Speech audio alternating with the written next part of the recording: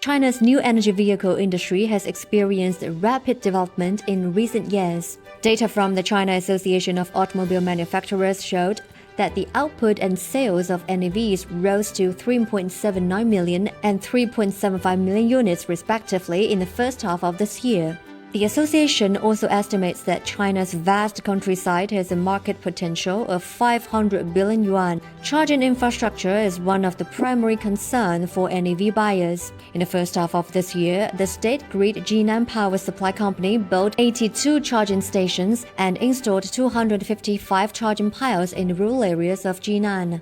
Meanwhile, 2,224 rural families have applied for private charging piles. 以前我开车30多公里去贫县城充电，现在离我家门口就2公里的地方就可以去充电，很方便。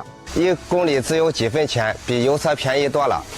以前充电需要跑到镇上去，现在好了，村里的充电桩也越来越多，村里越来越多的人购买了电动汽车。In July, the National Development and Reform Commission released new measures to stabilize and expand China's auto consumption, further promote the development of the NEV industry, and build more charging facilities in small cities, townships, and villages.